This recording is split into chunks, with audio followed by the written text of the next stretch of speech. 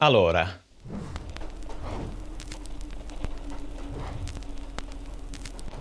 Hello people of YouTube and welcome to Italian Diary number 1.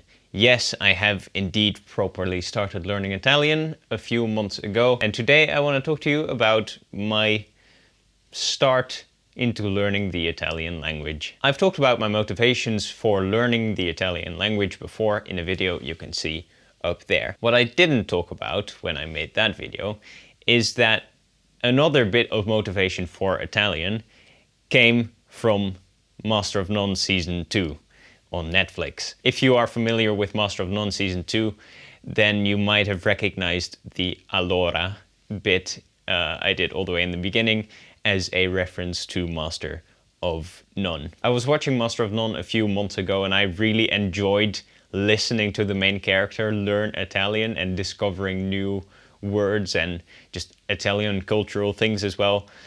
So that was part of my my motivation for learning Italian, as well as the things I have talked about in previous videos. So for my actual learning progress so far, I am at the moment only doing Duolingo. I am storming through the entire Duolingo course once, not really looking back at the stuff I've done, just so that I get a sort of broad sense of the Italian language. And when I've done the whole Duolingo course once, I will start going back and approaching other learning methods as well, but with a sort of wider understanding of the language as a start, basically. At the moment, I am 50% fluent on Duolingo, which is a complete non-number, but I think it actually means that I am halfway through the course rather than knowing 50% of all Italian vocabulary and that sort of thing. And I'm also at level 9.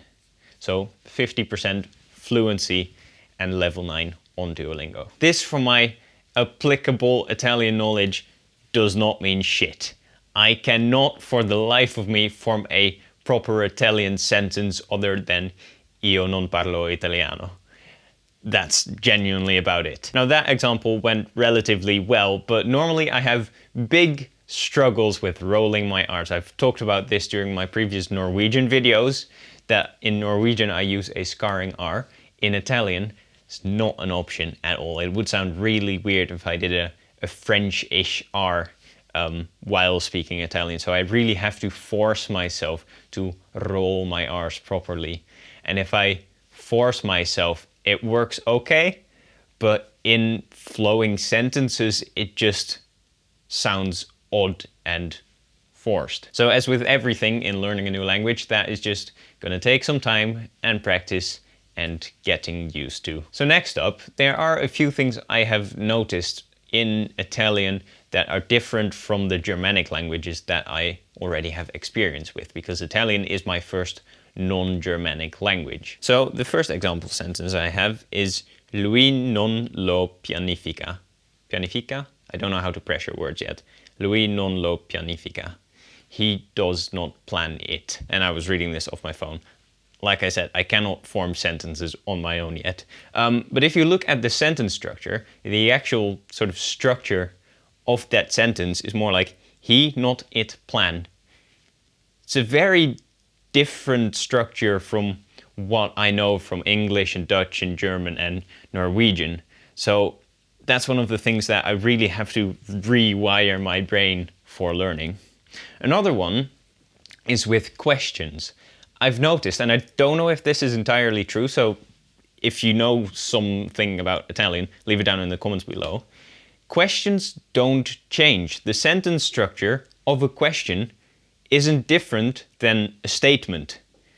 It just gets a question mark in the end. And Signa told me that this is the same in Spanish, and that's why in Spanish they also have the upside down question mark in front of a sentence to further signify that it actually is a question that should be intonated as a question instead of just a normal sentence. So that's also going to take a bit of time getting used to, not phrasing questions differently than statements. What I've also found really interesting is that learning Italian has started giving me a deeper understanding of English, not so much a deeper knowledge of the actual English language and its vocabulary and its grammar and that sort of thing, but more an understanding of how English as a language came to be, because there are so many words that are weirdly similar to English, but that must have just have evolved over time to become actual English words. And it's just really interesting to see where the languages I'm already fluent in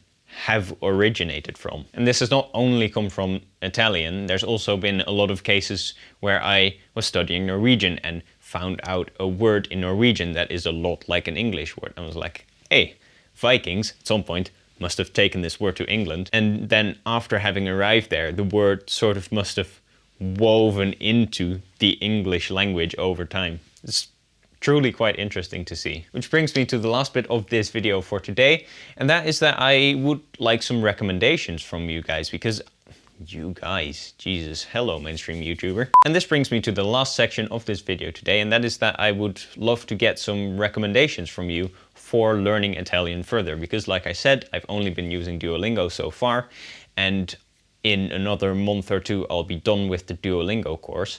So I want to start doing other things too, like reading books or finding another website or listening to audiobooks, stuff like that, to actually improve my Italian capabilities a bit. If you know of some form of Italian learning resource I can use, such as something like the Harry Potter books that is not the Harry Potter books, because I've already used the Harry Potter books for Norwegian and I don't want to read Harry Potter over again.